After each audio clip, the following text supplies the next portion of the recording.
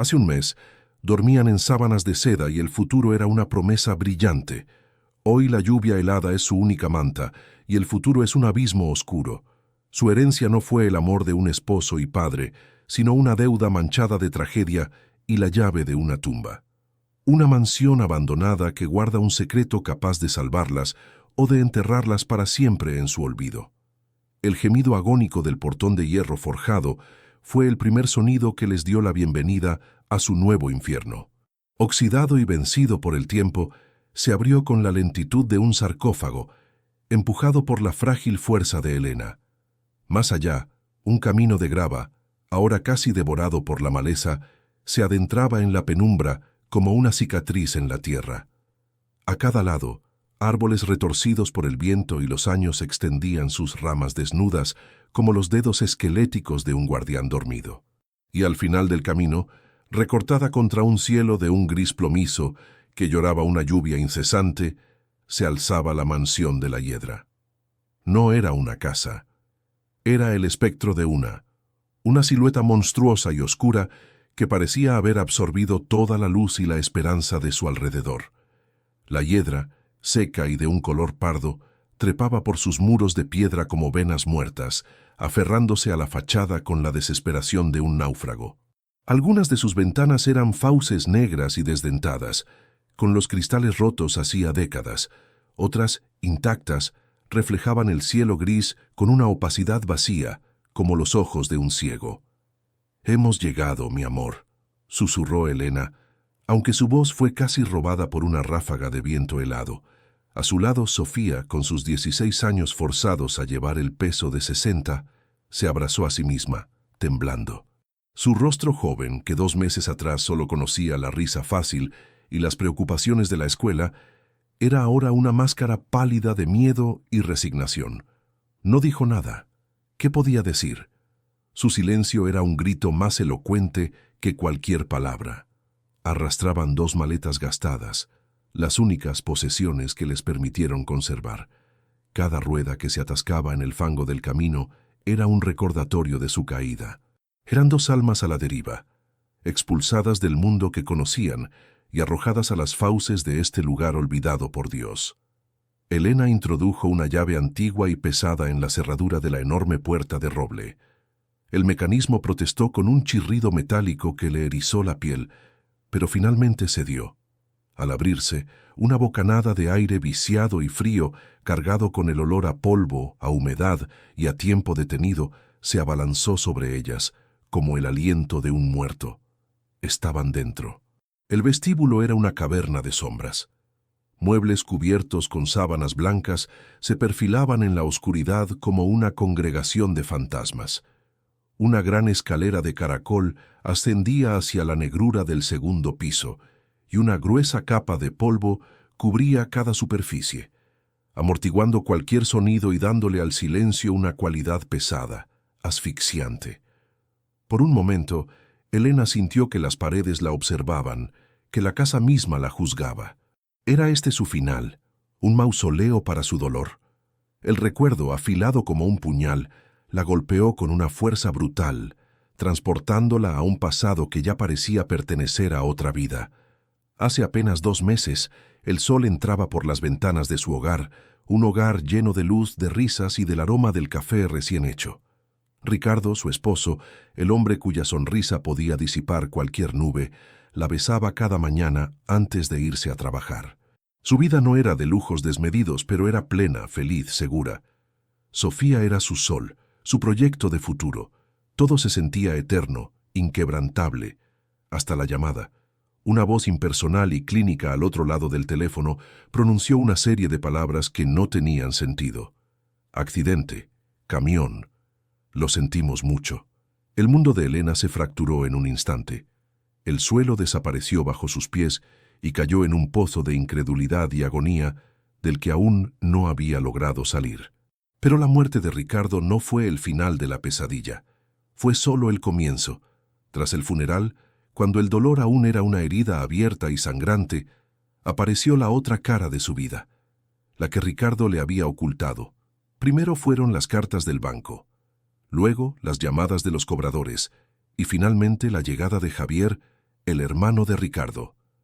Javier nunca había querido a Elena. La veía como una extraña que le había robado a su hermano. Ahora, con Ricardo muerto, su desprecio se había transformado en una crueldad abierta. Se presentó en su casa, no para ofrecer consuelo, sino para ejecutar una sentencia. No vestía de luto, vestía un traje caro y una sonrisa de desprecio. Mi hermano se arruinó por tus caprichos, le espetó, mientras los hombres que trajo con él comenzaban a tasar sus pertenencias. Deudas de juego, inversiones fallidas. Lo perdió todo intentando darte una vida que no podíamos permitirnos. Elena, rota por el dolor, no podía ni defenderse. Descubrió que la empresa de Ricardo estaba en bancarrota, que la casa estaba hipotecada hasta el último ladrillo. Cada palabra de Javier era un martillazo en su corazón. La humillación fue pública y total. Los vecinos observaban mientras los acreedores se llevaban sus muebles, sus cuadros, los recuerdos de una vida. Lo vaciaron todo, dejando solo el eco de lo que una vez fue una familia feliz.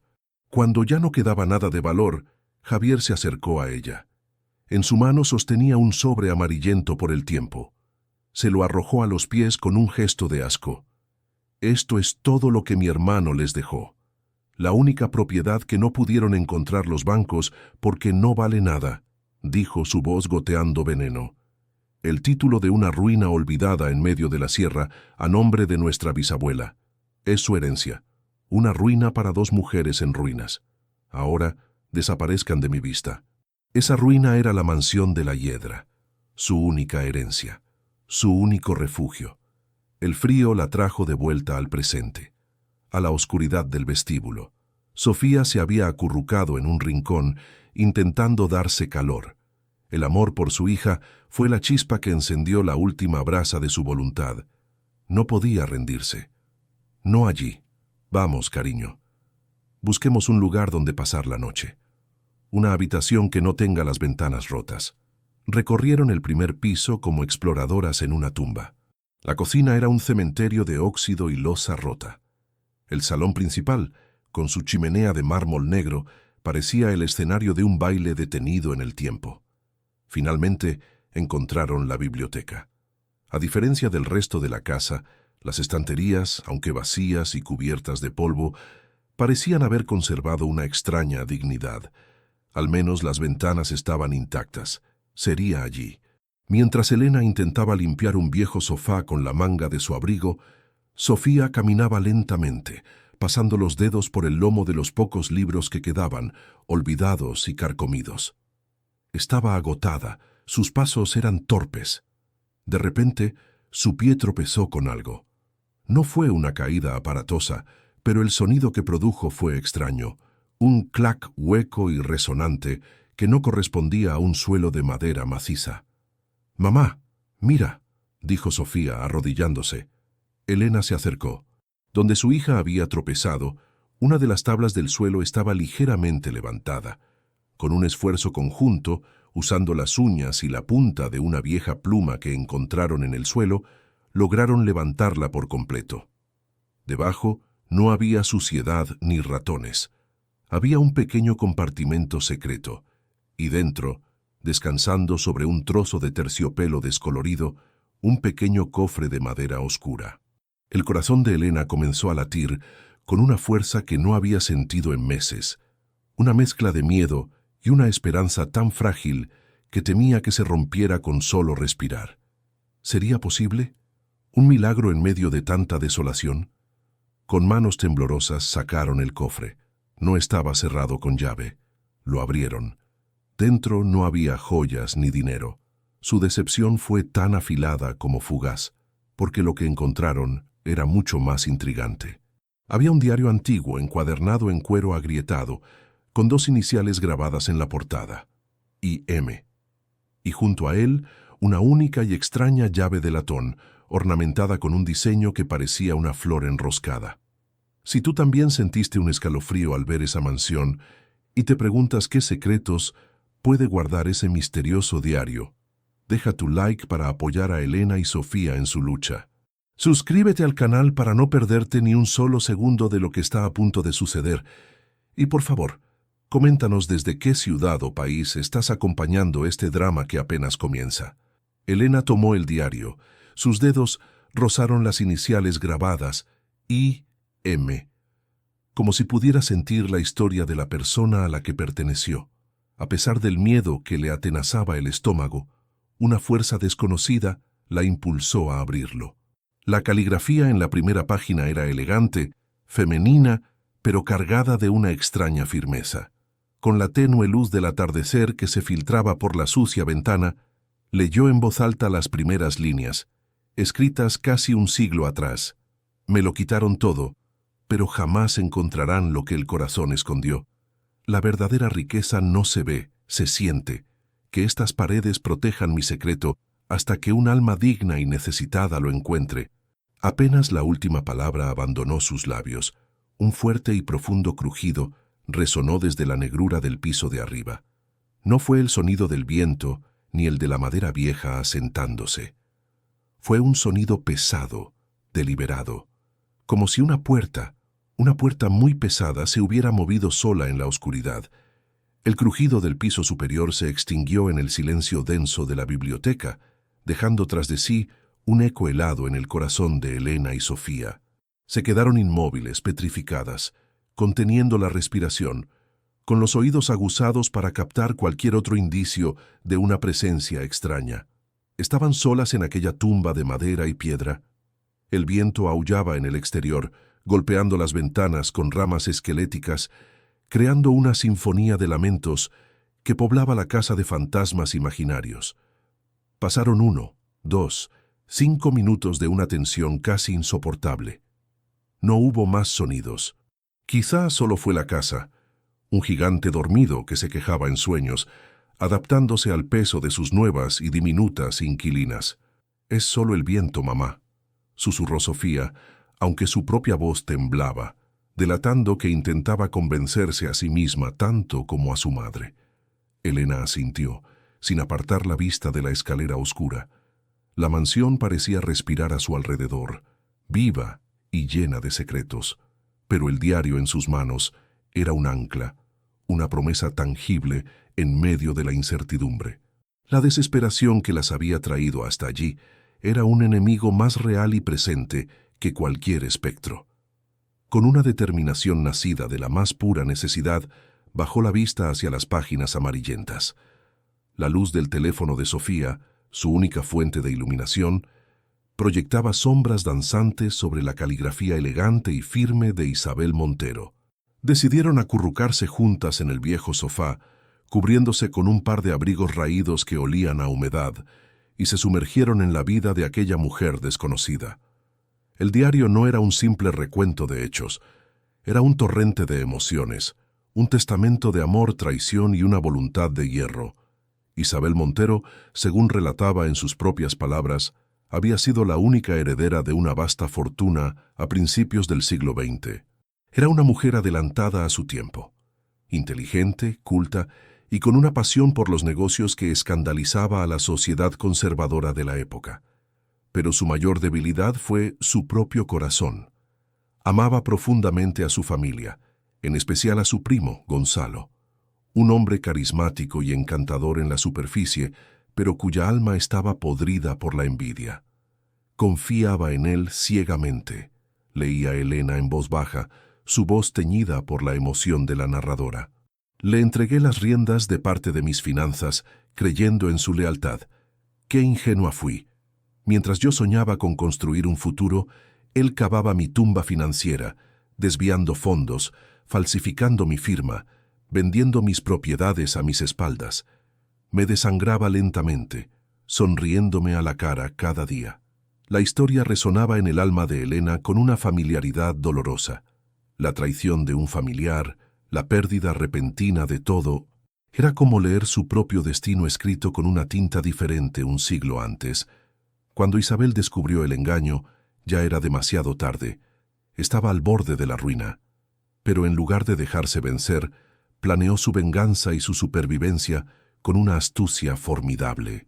En secreto, durante meses, liquidó los activos que le quedaban, convirtiendo su riqueza menguante en algo que pudiera esconder: diamantes, esmeraldas, rubíes de un valor incalculable, doblones de oro y, lo más importante, los títulos de propiedad de tierras lejanas y acciones en compañías emergentes que su primo desconocía.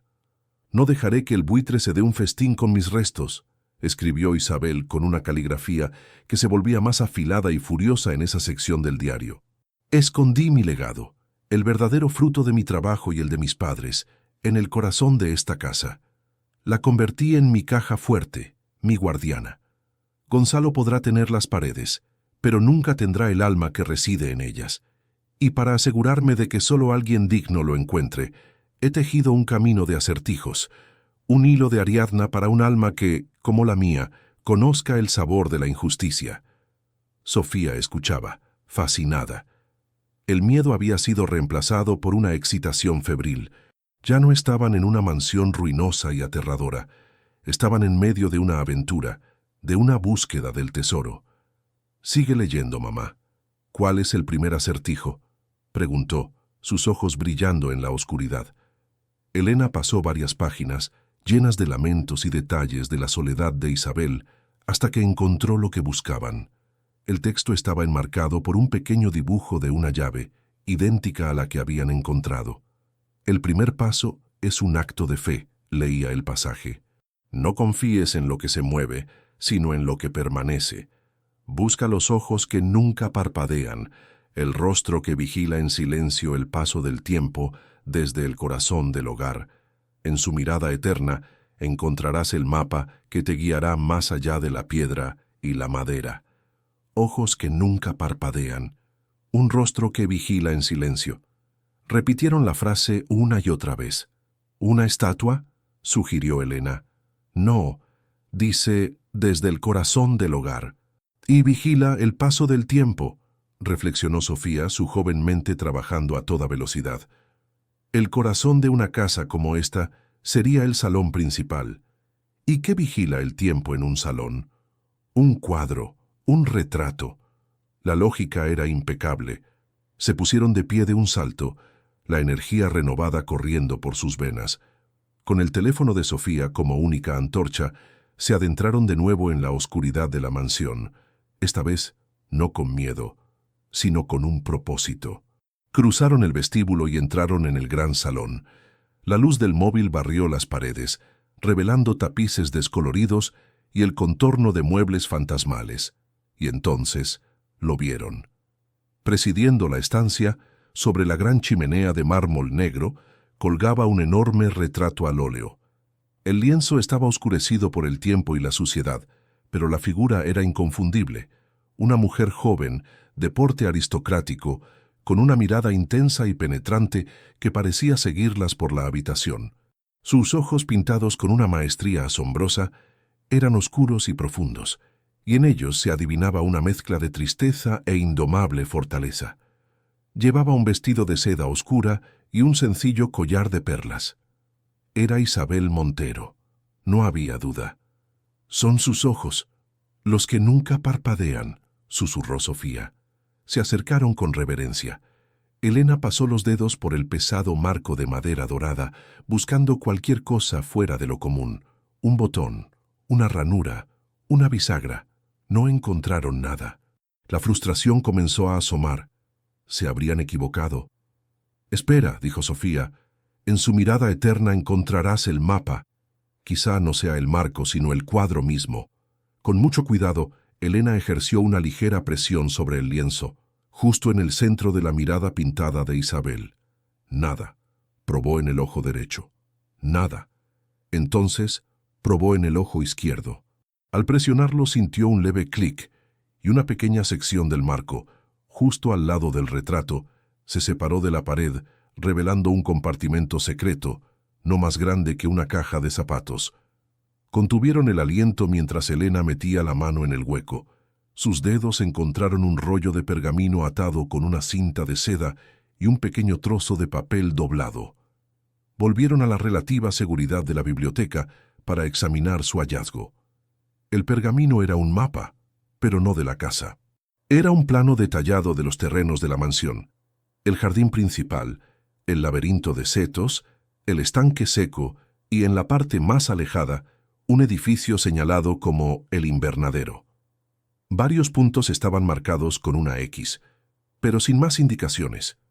Era un mapa parcial, inútil, sin más pistas. La esperanza se centró entonces en el trozo de papel doblado. Era una nueva charada, escrita con la misma caligrafía elegante. Has visto mi rostro, ahora busca mi alma. Donde las rosas lloran y los lirios duermen, donde la vida se aferra a florecer incluso después de la muerte, allí te espera el siguiente paso.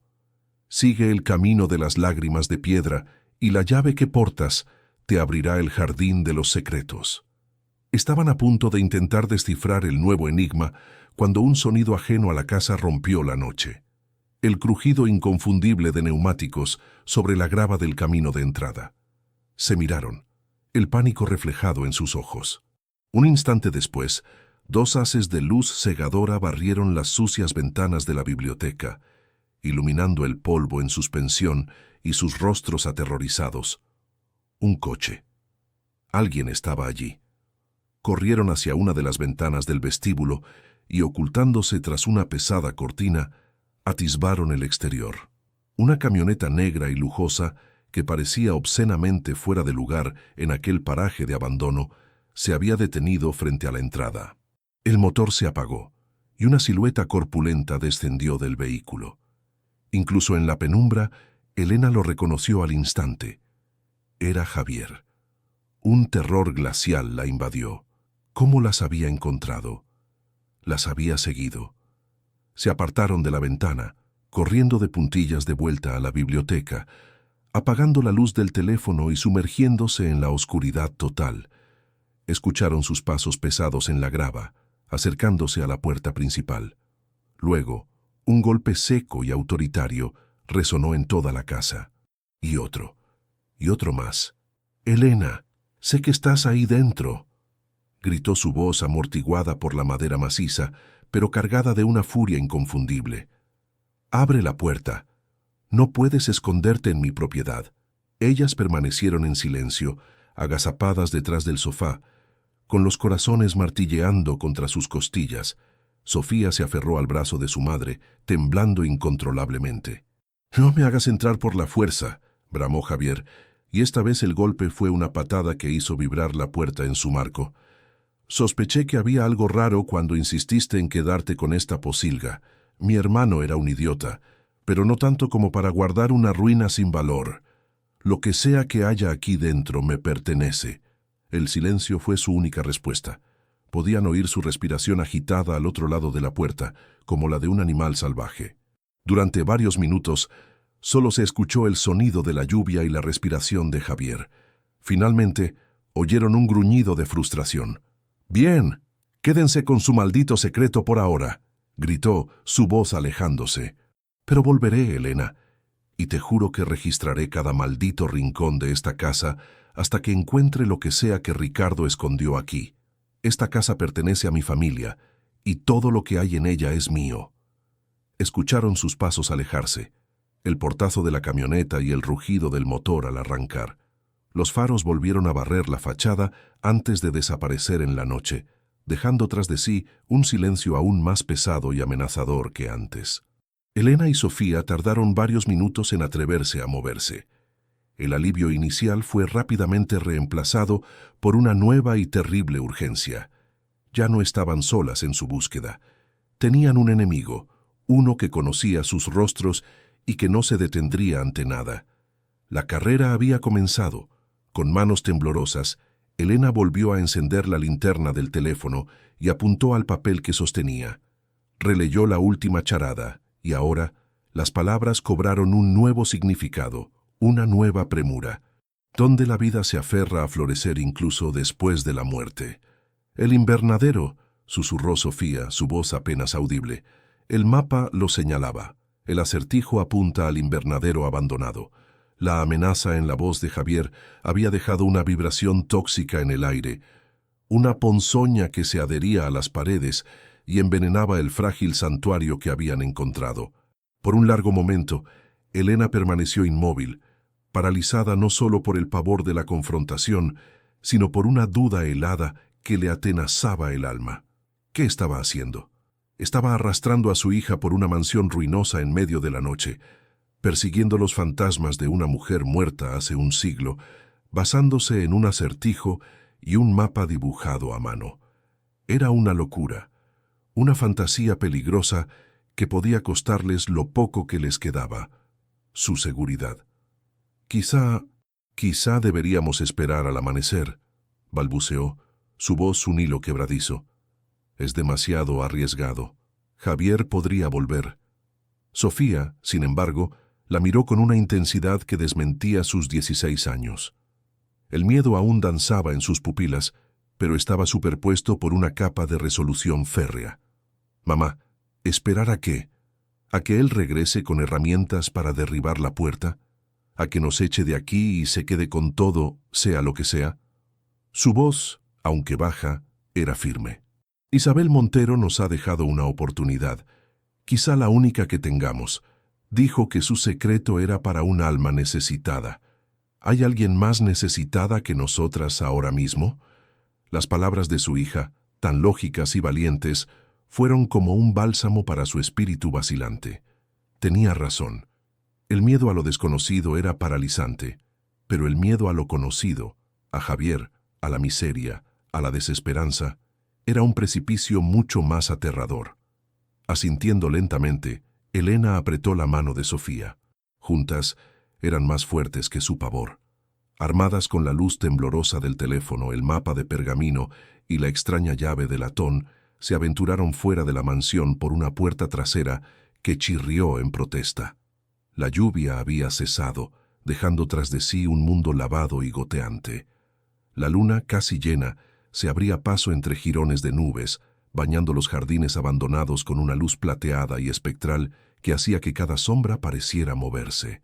El acertijo hablaba de un camino de las lágrimas de piedra. Frente a ellas se extendía un sendero de losas de pizarra, rotas y desiguales, hundidas en la tierra. Sobre ellas, el musgo y la humedad brillaban bajo la luna, como si la piedra misma estuviera llorando un rocío perpetuo. Era el camino. Lo siguieron a través de lo que una vez debió ser un jardín de una belleza exquisita. Ahora era un laberinto salvaje de rosales convertidos en marañas espinosas y estatuas de querubines cubiertas de líquen que las observaban con ojos ciegos desde sus pedestales. El aire estaba impregnado de un perfume denso a tierra mojada y a la dulce putrefacción de las hojas. Finalmente, al fondo de la propiedad, vislumbraron su objetivo. El invernadero, o lo que quedaba de él, era un esqueleto de hierro forjado y cristal, una catedral de decadencia. Muchos de los paneles de vidrio habían desaparecido, dejando huecos oscuros, pero los que quedaban reflejaban la luna en fragmentos, como un espejo roto. Las enredaderas y la vegetación silvestre se habían apoderado de la estructura, entrando y saliendo por las ventanas rotas, reclamando el edificio para la naturaleza. Era sin duda un lugar donde la vida se aferra a florecer incluso después de la muerte. Empujaron la puerta de metal oxidado, que se abrió con un gemido prolongado, y entraron. El interior era un mundo en sí mismo. Plantas que debieron ser exóticas y delicadas habían mutado en versiones salvajes y monstruosas que luchaban por alcanzar la luz de la luna. El silencio era casi total, roto solo por el goteo del agua desde el techo y el susurro del viento a través de los cristales rotos, donde las rosas lloran y los lirios duermen, recitó Sofía en voz baja, iluminando el caos con el teléfono. Tenemos que buscar una estatua. Sigue el camino de las lágrimas de piedra. La estatua debe ser un ángel. Se adentraron en la jungla en miniatura, apartando hojas enormes y húmedas. El suelo estaba cubierto de baldosas resbaladizas y tierra. Después de varios minutos de búsqueda infructuosa, cuando la frustración comenzaba a hacer mella de nuevo, Sofía se detuvo. «Mamá, allí», apuntó con el haz de luz hacia el centro del invernadero. Parcialmente oculta por una cortina de hiedra colgante, se erguía una estatua de mármol blanco. Representaba a un ángel de tamaño natural, con las alas plegadas y el rostro inclinado en una expresión de perpetua melancolía. De sus ojos esculpidos Parecían brotar finas líneas de moho oscuro, como si hubiera estado llorando durante décadas. En sus manos de piedra sostenía los restos de lo que debió ser un lirio, ahora roto. Era la guardiana del jardín de los secretos. Rodearon la estatua con una mezcla de sobrecogimiento y expectación. Examinaron cada centímetro de su superficie fría y húmeda. La base estaba cubierta de una gruesa capa de musgo. Elena comenzó a rasparlo con sus uñas, revelando la piedra pálida que había debajo, y entonces sus dedos encontraron una irregularidad. Una pequeña placa de metal incrustada en la base, casi invisible, y en el centro de la placa una cerradura con la misma forma ornamentada de flor enroscada que la llave de latón. Un escalofrío recorrió la espalda de Elena. Con el corazón latiéndole en la garganta, sacó la llave. Por un instante dudó. ¿Y si era una trampa? ¿Y si desataban algo que no podían controlar? Pero la mirada de Sofía, fija en la cerradura, llena de una esperanza casi dolorosa, la impulsó a seguir adelante. Introdujo la llave en la cerradura. Encajó con la precisión de un suspiro contenido. Tomó aire y con un esfuerzo que le pareció monumental, la giró en el sentido de las agujas del reloj. No hubo un clic. Hubo algo mucho más profundo, más visceral. Un estruendo sordo y grave que pareció provenir de las entrañas de la tierra. La estatua del ángel vibró bajo sus manos y con una lentitud agónica, toda la base de piedra comenzó a deslizarse hacia un lado, revelando una abertura rectangular en el suelo. Unas escaleras de piedra toscamente talladas descendían hacia una oscuridad absoluta, de la que emanaba un olor a tierra húmeda, a encierro y a olvido. Se miraron la una a la otra. Habían cruzado un umbral. Ya no había vuelta atrás. «Iré yo primero», dijo Elena, su instinto maternal tomando el control. «Quédate justo detrás de mí y no hagas ruido». Con el teléfono en alto, proyectando un cono de luz tembloroso, comenzó el descenso. Cada escalón era resbaladizo y desigual. Las paredes del túnel eran de tierra y piedra, y de ellas goteaba una humedad helada. El aire se volvía más frío y denso a cada paso, y el silencio era tan profundo que podían oír el latido acelerado de sus propios corazones. El pasadizo era estrecho, claustrofóbico, y se extendía por lo que parecieron ser unos 30 metros antes de terminar abruptamente en un arco de ladrillo. Cruzaron el umbral, y la estrechez del túnel dio paso a un espacio mucho más amplio. Se encontraban en una antigua bodega. El techo abovedado se perdía en las sombras por encima de ellas. Hileras de estantes para vinos, ahora vacíos y cubiertos de telarañas, se alineaban en las paredes como las costillas de una bestia prehistórica. Varios barriles de madera yacían en el suelo, desvencijados y podridos, y en el centro de la estancia, apilados unos sobre otros, había una docena de cofres y baúles de viaje de distintos tamaños. «Lo encontramos», jadeó Sofía, una sonrisa de incredulidad iluminando su rostro. «Lo encontramos». La euforia se apoderó de ellas. Corrieron hacia los baúles, tropezando en la oscuridad. El primero que intentaron abrir estaba cerrado con un candado oxidado, que Elena logró romper con una barra de hierro que encontró en el suelo. Lo abrieron con manos temblorosas, esperando ver el brillo del oro y las joyas. Estaba vacío, salvo por una capa de polvo y el esqueleto de una rata. El pánico comenzó a burbujear en el pecho de Elena. Probaron con otro y otro más. Algunos estaban vacíos, otros llenos de ropa apolillada que se deshacía al tocarla, o de libros cuyas páginas se habían fusionado en un bloque sólido por la humedad. Abrieron todos y cada uno de los cofres. El resultado fue el mismo. Nada. Eran solo los restos olvidados de una vida, basura sin valor alguno. La energía que las había impulsado se desvaneció por completo, dejando un vacío desolador. Elena se dejó caer sobre uno de los baúles vacíos, enterrando el rostro entre sus manos. Las lágrimas calientes y amargas comenzaron a brotar.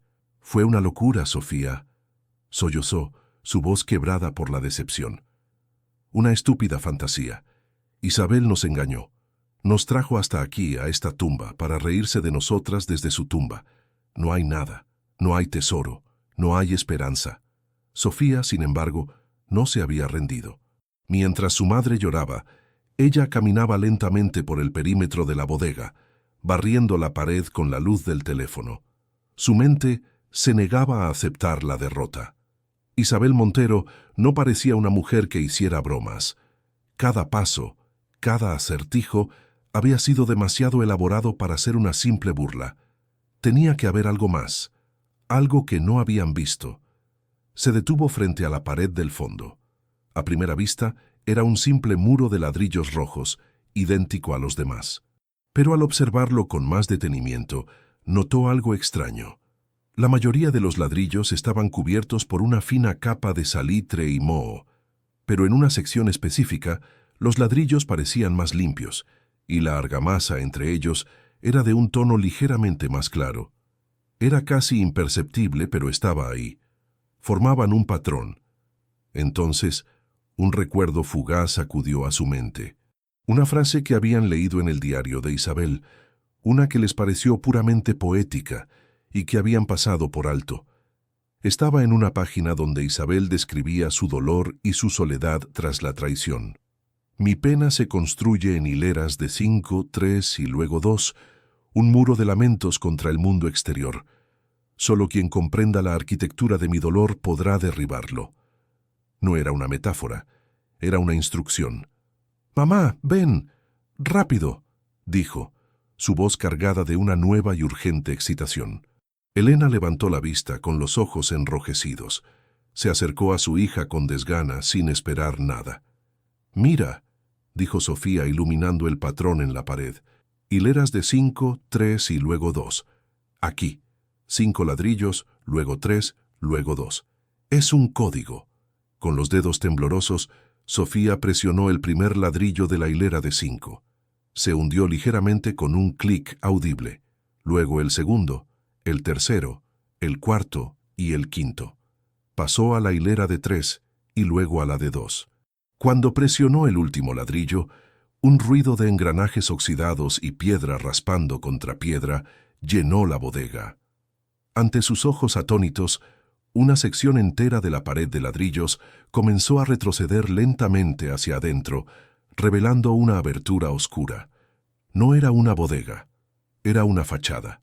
Habían encontrado una habitación secreta.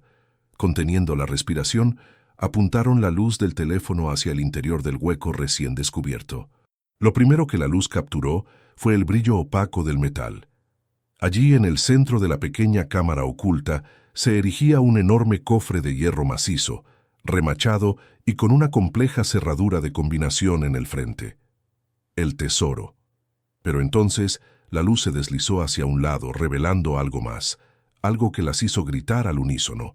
Sentado en el suelo, desplomado contra el lateral del cofre como si se hubiera quedado dormido hacía una eternidad, había un esqueleto humano. Sus huesos, amarillentos por el paso de las décadas, estaban cubiertos por los jirones de un traje masculino de principios de siglo. Y en el dedo anular de su mano esquelética, un anillo de oro con el sello de la familia Montero brillaba débilmente bajo la luz de su teléfono. No habían encontrado solo un tesoro, habían encontrado una tumba y el cuerpo del traidor. El grito ahogado de Elena y Sofía fue devorado por la piedra y el silencio de la cripta secreta. Se quedaron clavadas en el umbral, una mezcla de triunfo y terror puro luchando por el control de sus sentidos. Frente a ellas, la promesa tangible de una nueva vida, encerrada en un arca de hierro, era custodiada por el testimonio mudo de una muerte violenta. El esqueleto, con su sonrisa perpetua y vacía, parecía una advertencia macabra. Era Gonzalo. Debía ser él, el primo traidor, que de alguna manera había encontrado el escondite de Isabel solo para encontrar su propio fin en la misma oscuridad. Sofía, a pesar del temblor que recorría su cuerpo, fue la primera en reaccionar. Su mente juvenil, más adaptable al shock, procesó la escena con una rapidez asombrosa. Apartó la vista de los restos óseos y se centró en el premio. «Mamá, es el cofre». «Tiene que ser el cofre», susurró su voz urgente, tirando suavemente de la manga de Elena para sacarla de su trance. No tenemos tiempo. Javier puede volver en cualquier momento. La mención de Javier fue como una descarga eléctrica que devolvió a Elena a la realidad. Tenía razón. El pavor que le inspiraba el esqueleto no era nada comparado con la amenaza viva que podría estar dirigiéndose hacia ellas en ese mismo instante. Con un esfuerzo sobrehumano, apartó la mirada del macabro guardián y se concentró en la caja fuerte. Era una pieza imponente, de hierro negro, con remaches gruesos y una gran rueda de combinación en el centro, flanqueada por una manivela de acero. Los números en el dial iban del 0 al 50. Entraron en la pequeña cámara, avanzando con cautela, como si temieran despertar al muerto. El aire allí dentro era aún más estancado, cargado con el olor metálico del hierro y un leve, casi imperceptible, aroma a descomposición antigua. Se arrodillaron frente a la caja fuerte, el haz de luz del teléfono danzando sobre el metal frío. «La combinación», murmuró Elena pasando los dedos por los números grabados. «Tiene que estar en el diario». Dejaron el teléfono en el suelo, apuntando hacia el dial, y abrieron de nuevo el pequeño libro de cuero. La urgencia las consumía. Pasaron las páginas con una celeridad febril, sus ojos escaneando la caligrafía de Isabel en busca de cualquier secuencia de números, cualquier pista, cualquier cosa que pudiera ser un código. Las páginas estaban llenas de reflexiones, de poemas sobre la soledad, de descripciones detalladas de la construcción de la mansión. Leían fragmentos en voz alta, con la esperanza de que la otra captara un significado oculto. «Aquí habla de las 39 escaleras de la entrada principal», dijo Sofía. «Y aquí menciona los 12 robles que plantó en el jardín», respondió Elena. Probaron ambas secuencias. 39. 12. Nada. La rueda giraba, pero la manivela no cedía. La frustración era como un nudo apretándose en sus gargantas. Cada segundo que pasaba en esa cripta subterránea se sentía como una eternidad. El esqueleto a su lado parecía burlarse de su inútil esfuerzo. «Piensa, Elena, piensa», se dijo a sí misma en voz baja. ¿Qué tipo de mujer era Isabel? Era inteligente, era metódica, pero también era una romántica. La traición la hirió tan profundamente porque amaba a su familia. Su código no puede ser algo obvio. Volvió a la primera página del diario, a la frase que las había guiado hasta allí. La verdadera riqueza no se ve, se siente. No es un número que signifique algo para los negocios o la casa, dijo, más para sí misma que para Sofía. Es algo personal, algo que su primo Gonzalo, obsesionado con el dinero, jamás habría valorado. Una fecha importante para su corazón. Con esta nueva perspectiva, reanudaron la búsqueda, pero esta vez ignorando las cifras y centrándose en las emociones. Pasaron páginas y páginas de amargura hasta que casi al final del diario encontraron un pasaje diferente. La caligrafía de Isabel se suavizaba, perdiendo su filo de rabia y volviéndose casi lírica. Incluso en este exilio autoimpuesto, la memoria me concede un refugio, leía Elena. Cierro los ojos y regreso al día más feliz de mi vida. No fue el día que heredé mi fortuna, ni el día que cerré mi primer gran negocio. Fue una tarde de primavera, bajo el dosel violeta del primer jacarandá en flor. El día que conocí a Alejandro, un simple profesor de literatura, un hombre cuya única riqueza eran sus palabras y su bondad. Mi familia lo despreció. Gonzalo se burló de él. Lo llamaron el poeta pobretón.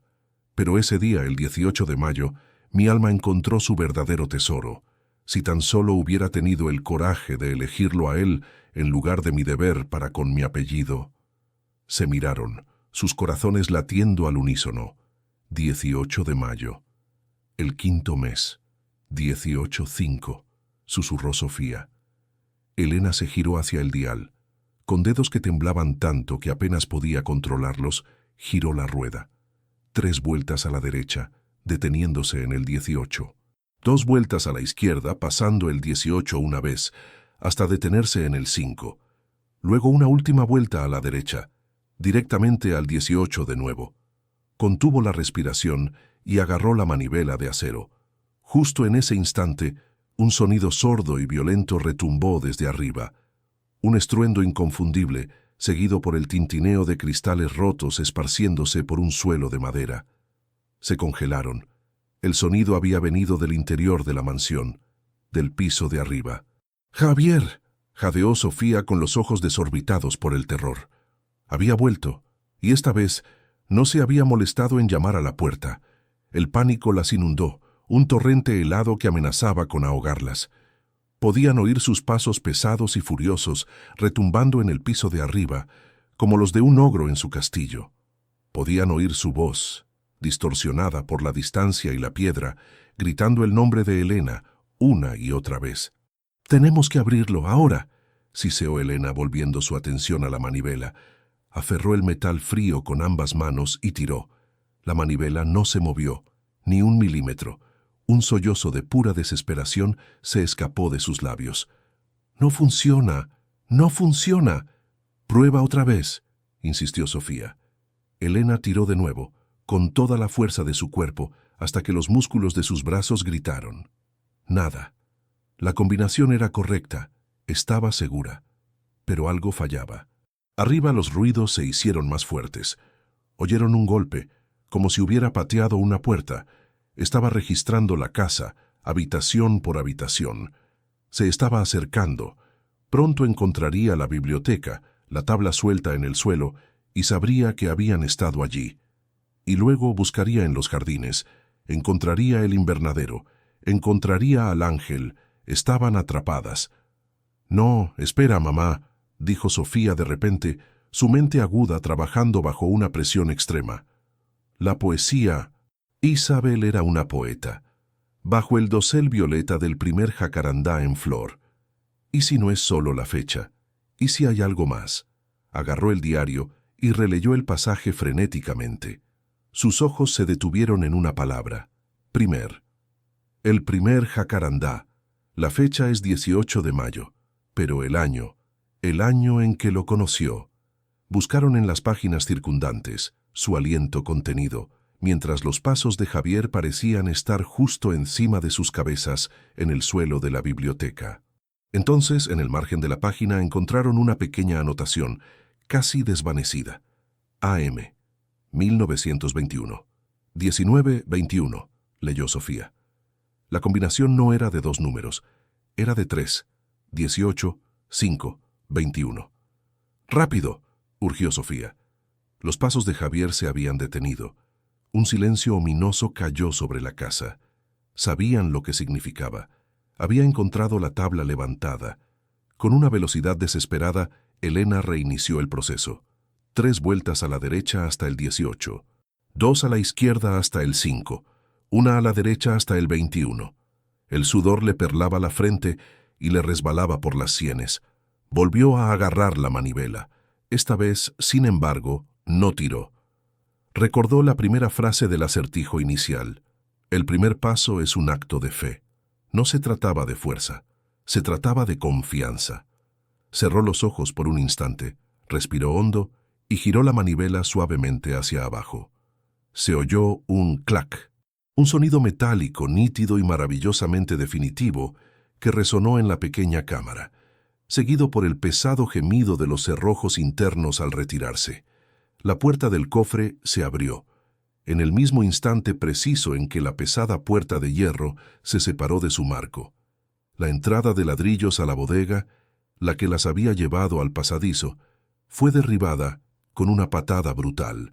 Los ladrillos volaron hacia adentro, y la silueta corpulenta de Javier se recortó contra la tenue luz que se filtraba desde el túnel.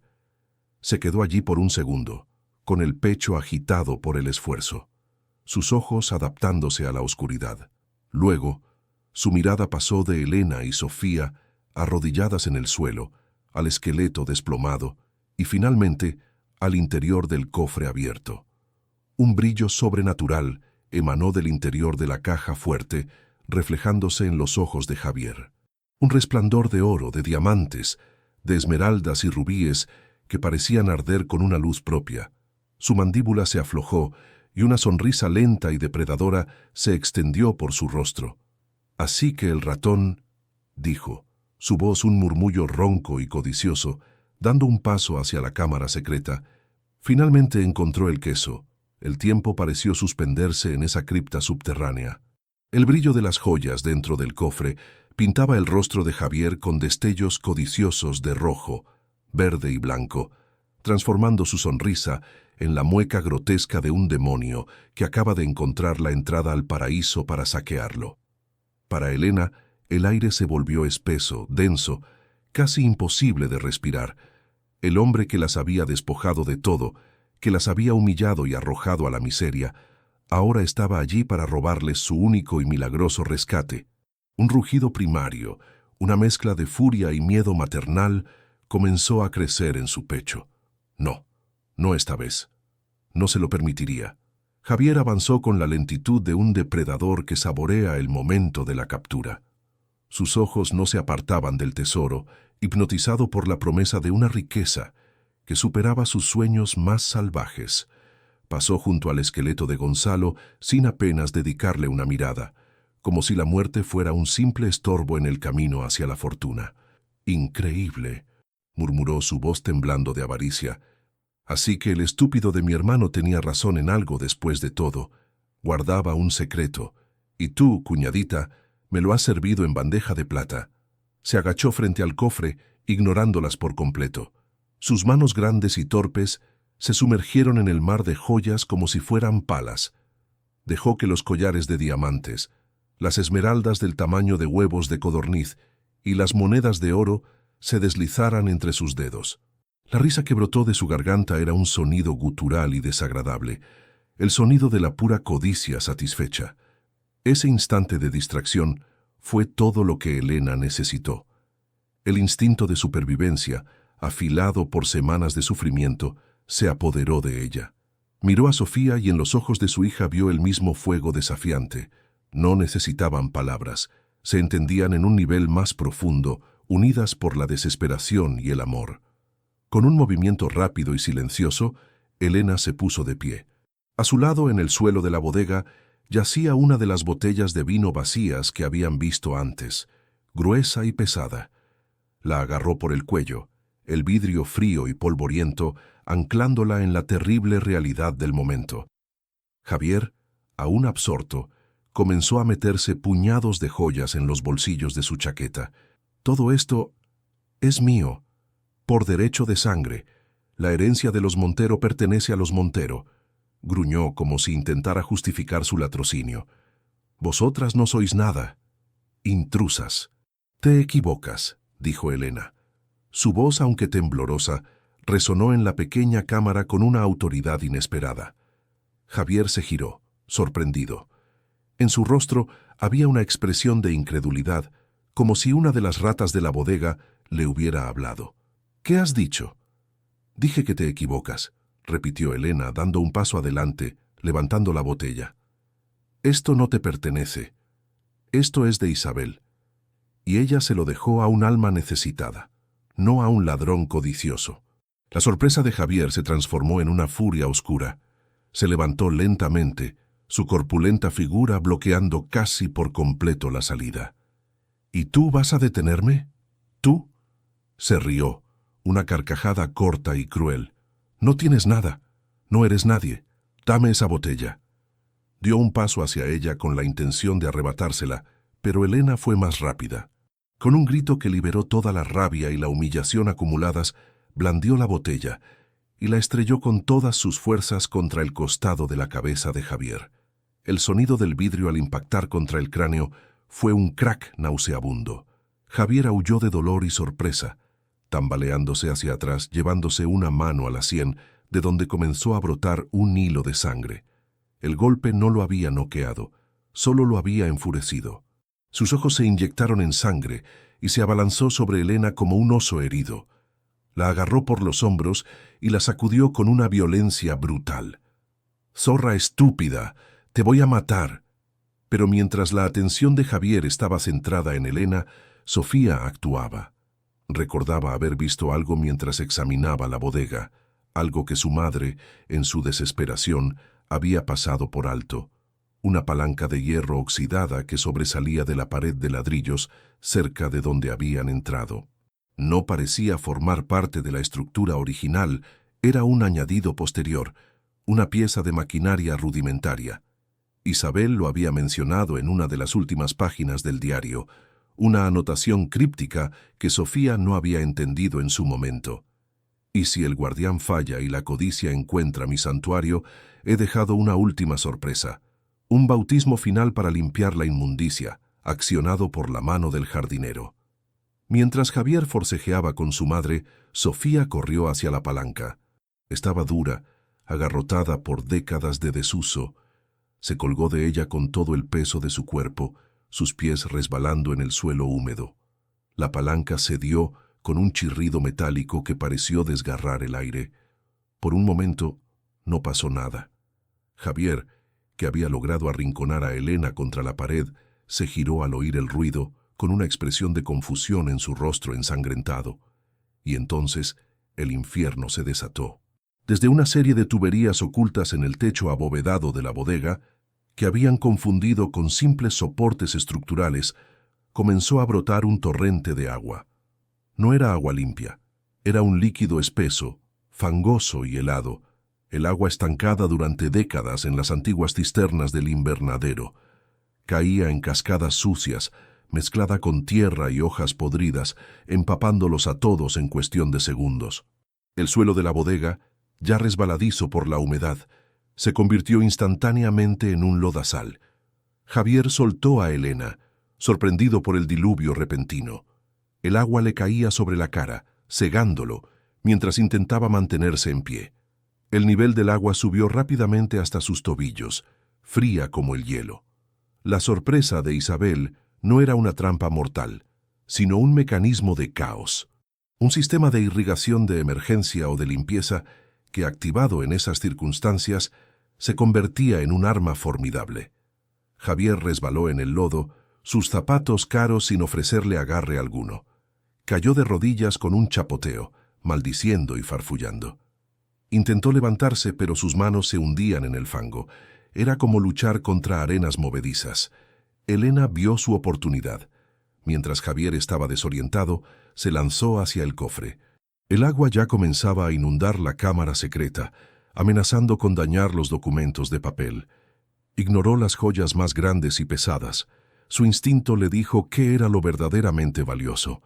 Agarró un pequeño estuche de terciopelo negro que contenía los diamantes más puros y un fajo de documentos encerados, los títulos de propiedad y las acciones, que Isabel había protegido del tiempo y la humedad. Metió el botín dentro de su abrigo, pegándolo a su cuerpo. «¡Sofía, ahora, vámonos!», gritó por encima del estruendo del agua. Javier, al verla tomar los documentos, rugió de rabia. Logró ponerse en pie, aferrándose a la pared, y se lanzó hacia ellas.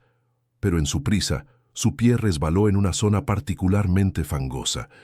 Sus brazos se agitaron en el aire buscando equilibrio, pero fue inútil. Cayó hacia atrás con todo su peso, y su cabeza golpeó con un golpe sordo y húmedo contra el borde de uno de los baúles de madera vacíos. Sus ojos se quedaron en blanco, y su cuerpo se quedó flácido, medio sumergido en el agua lodosa. No sabían si estaba muerto o solo inconsciente, y no tenían intención de averiguarlo. «¡La salida!», gritó Elena. Luchando contra la corriente de agua que ahora les llegaba a las rodillas, salieron de la cámara secreta. La bodega se estaba convirtiendo en una piscina de barro. Elena se detuvo un instante en la entrada, mirando hacia la silueta inmóvil de Javier y el esqueleto de Gonzalo, ambos ahora juntos en una tumba acuática. Una extraña justicia poética. Con un último esfuerzo, subieron por el túnel que llevaba a la entrada de la bodega, la que Javier había derribado. Elena se dio la vuelta y, usando toda su fuerza, empujó un pesado estante de vino suelto, haciendo que se derrumbara y bloqueara parcialmente la entrada. No lo detendría para siempre, pero les daría tiempo. Corrieron por el pasadizo subterráneo con el agua fangosa persiguiéndoles los talones. Subieron las escaleras de piedra de vuelta al invernadero, saliendo a la luz de la luna como si emergieran de su propia tumba. Estaban empapadas, cubiertas de lodo y temblando de frío y adrenalina, pero estaban vivas y estaban libres. Elena apretó el estuche de terciopelo y los documentos bajo su abrigo. Eran más que joyas y papeles. Eran su futuro, su libertad, el legado de una mujer que, desde el otro lado de la muerte, les había dado las armas para luchar. Se detuvieron por un segundo en medio del jardín en ruinas, jadeando, mirando hacia la mansión. Ya no era un lugar de terror. Era el escenario de su renacimiento. Entonces Elena miró a su hija, cuyo rostro estaba manchado de tierra, pero cuyos ojos brillaban con una fuerza que nunca antes había visto, y supo, con una certeza absoluta, que lo habían logrado. Habían enfrentado al monstruo, habían descendido a la oscuridad y habían salido con la llave de su nueva vida. Juntas. Hemos llegado al gran final de esta increíble historia. Elena y Sofía han sobrevivido a la noche más larga de sus vidas, con su futuro a salvo bajo un abrigo empapado. Pero Javier sigue en la mansión. ¿Qué crees que sucederá ahora? ¿Lograrán escapar para siempre? ¿Y qué pasará con el terrible Javier? Deja tu teoría en los comentarios ahora mismo, antes de descubrir el desenlace. Tu participación es muy importante para nosotros. La adrenalina que las había mantenido en pie comenzó a desvanecerse, dando paso a un temblor incontrolable que no era solo por el frío de sus ropas mojadas. El silencio de los jardines, después del caos subterráneo, era casi ensordecedor. Se miraron la una a la otra bajo la luz pálida de la luna, cubiertas de lodo y arañazos, pareciendo más bien dos supervivientes de un naufragio que las herederas de una fortuna. Pero en sus ojos no había derrota, sino la llama incandescente de la victoria. «Tenemos que salir de aquí», dijo Elena, su voz un susurro ronco. «Ahora mismo, antes de que despierte». No perdieron ni un segundo. Corrieron por el sendero de las lágrimas de piedra, atravesaron la maleza y no se detuvieron hasta llegar al viejo portón de hierro. Con un último esfuerzo conjunto, lo abrieron lo suficiente para deslizarse y echaron a andar por el camino de tierra que se alejaba de la mansión de la Hiedra, sin mirar atrás. Cada paso era un acto de fe, alejándolas de la pesadilla y acercándolas a un amanecer incierto. Caminaron durante casi una hora en la oscuridad, guiadas por la luna, hasta que finalmente alcanzaron la carretera principal. Estaban en medio de la nada, heladas y exhaustas, pero libres. La primera luz del alba comenzaba a teñir el horizonte de un color grisáceo cuando, a lo lejos, vieron las luces parpadeantes de un vehículo. Era un camión lechero que iniciaba su ronda matutina. Se plantaron en medio de la carretera, agitando los brazos con la energía que les quedaba. El conductor, un hombre mayor de rostro amable, se detuvo, con los ojos desorbitados al ver el estado en que se encontraban.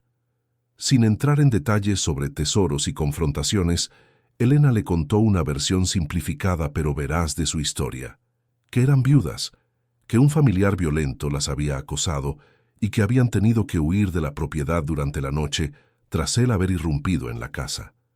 El estado lamentable en el que se encontraban era prueba suficiente. El hombre, conmovido, las llevó al pueblo más cercano y las dejó directamente en la puerta de la comisaría. Allí, frente a un oficial de policía escéptico pero paciente, Elena relató de nuevo su historia, esta vez con más detalle. Habló de la invasión de Javier, de su agresión y de la amenaza. Presentó el título de propiedad de la mansión, que demostraba que tenía derecho a estar allí. Cuando mencionó el golpe que le había dado a Javier en defensa propia y la inundación accidental, el oficial levantó una ceja, pero la desesperación genuina en la voz de Elena era convincente. Una patrulla fue enviada a la mansión de la Hiedra. Elena y Sofía esperaron en la comisaría, envueltas en mantas y bebiendo café caliente, en un estado de ansiedad absoluta. Cada minuto se sentía como una hora. Finalmente, después de lo que pareció una eternidad, el oficial regresó. «Señora», comenzó con un tono mucho más serio, «encontramos a su cuñado, Javier Montero. Estaba inconsciente en una bodega inundada, con una contusión severa. Está vivo y de camino al hospital, bajo custodia, pero eso no es todo lo que encontramos. La noticia de que Javier estaba vivo fue un alivio inmenso, pero la pausa del oficial las llenó de un nuevo temor. Encontramos restos humanos en una cámara adyacente, un esqueleto y una caja fuerte abierta. A partir de ese momento, todo se convirtió en un torbellino. La investigación policial se intensificó. Elena entregó el diario de Isabel Montero, que se convirtió en la pieza clave para desentrañar un misterio de casi un siglo de antigüedad. Los historiadores locales y los expertos forenses descendieron sobre la mansión, que pasó de ser una ruina olvidada a una fascinante cápsula del tiempo. El esqueleto fue identificado como el de Gonzalo Montero, desaparecido misteriosamente en 1922. Las pruebas sugirieron que había quedado atrapado en la cámara secreta, muriendo de hambre o asfixia. La historia de Isabel, corroborada por su diario, salió a la luz. Una mujer brillante, traicionada por su familia, que había diseñado una fortaleza para proteger su legado. Mientras la investigación histórica cautivaba a la prensa local, los abogados de Elena trabajaban en silencio. Los documentos que había rescatado del cofre fueron verificados. Eran auténticos. Los títulos de propiedad correspondían a vastos terrenos en zonas que, un siglo después, se habían convertido en centros urbanos de gran valor. Las acciones de compañías que en su día fueron emergentes ahora eran de corporaciones multinacionales. La fortuna de Isabel Montero no solo había sobrevivido, sino que se había multiplicado de una forma astronómica. Elena, la viuda desamparada, era ahora una de las mujeres más ricas del país. Epílogo. Un año después. El sol de la tarde se filtraba a través de las hojas de un majestuoso jacarandá, cuyas flores violetas caían como una lluvia suave sobre un césped perfectamente cuidado. El aire estaba lleno de música suave, risas y el tintineo de copas. La mansión de la Hiedra ya no existía. En su lugar, renacida de sus cenizas, se erguía la villa del Jacarandá. La fachada de piedra había sido limpiada y restaurada, brillando con un tono cálido bajo el sol. Los cristales rotos habían sido reemplazados por ventanales que reflejaban el cielo azul. Los jardines, antes una maraña salvaje, eran ahora un paraíso de flores y senderos cuidados. La casa no era un espectro, sino un hogar, vibrante de luz y de vida. En la terraza, Elena se dirigía a un grupo de invitados. Ya no era la mujer frágil y asustada que había llegado a esa propiedad un año atrás. Vestía un elegante vestido de lino blanco, su rostro sereno y su mirada llena de una calma y una confianza que parecían haber estado siempre allí, esperando a ser descubiertas. A su lado, Sofía, ahora con 17 años, sonreía, irradiando la felicidad de una joven a la que le habían devuelto su futuro. «Les doy la bienvenida a todos», dijo Elena, su voz clara y firme, proyectándose sobre la música. «Hoy no celebramos la restauración de un edificio, sino el renacimiento de un espíritu. El espíritu de Isabel Montero, una mujer que nos enseñó que la verdadera riqueza no está en lo que se posee, sino en la fortaleza para proteger lo que se ama». Aplausos educados recorrieron la terraza. «Por eso», continuó Elena levantando su copa, «hoy tengo el honor de anunciar la creación de la Fundación El Despertar, una fundación dedicada a ofrecer apoyo legal, financiero y emocional a mujeres y familias que, como nosotras, se han encontrado en el abismo de la deuda y la desesperanza por la traición o la desgracia. Porque nadie debería tener que enfrentarse a la oscuridad en soledad. Las cámaras de algunos periodistas presentes capturaron el momento. La historia de Elena y Sofía se había convertido en una leyenda moderna, un cuento de hadas de resiliencia y justicia. Mientras Elena recibía las felicitaciones, Sofía se acercó a ella y la abrazó. «Estaría orgullosa de ti, mamá», susurró. «Estaría orgullosa de nosotras», corrigió Elena, devolviéndole el abrazo con fuerza. Su momento fue interrumpido por su abogado, que se acercó con una tableta en la mano. «Elena, ha llegado la notificación final. El juicio de Javier Montero ha concluido». Elena asintió, su expresión serena. Javier, tras recuperarse, había sido acusado de múltiples cargos: allanamiento de morada, agresión, intento de robo. Su defensa, basada en que solo intentaba reclamar una herencia familiar, se había desmoronado ante la evidencia del diario y la propia violencia de sus actos. Ha sido sentenciado a 10 años de prisión, informó el abogado. No hubo celebración, solo un silencioso reconocimiento de que el último fantasma de su pasado había sido finalmente exorcizado. La cámara se aleja lentamente de la fiesta vibrante, sobrevolando los jardines y dirigiéndose hacia el magnífico portón de hierro forjado, ahora restaurado y con las iniciales BJ grabadas en oro. Justo al otro lado de la carretera, estacionado a la sombra de un árbol, hay un coche modesto y algo abollado. Dentro, una mujer de mediana edad y un hombre joven, parientes lejanos de Ricardo que le habían dado la espalda a Elena en su peor momento, observan la escena con una mezcla de envidia y amargo arrepentimiento en sus rostros. Habían acudido allí movidos por el morbo de los artículos del periódico, esperando quizás encontrar una oportunidad para pedir una limosna. Pero lo que ven no es una escena que invite a la lástima, sino un cuadro de triunfo inalcanzable. Ven la felicidad que despreciaron, el éxito que nunca creyeron posible. Su castigo no es la pobreza, sino la insignificancia. Ser meros espectadores de la vida que podrían haber compartido si hubieran mostrado un ápice de compasión.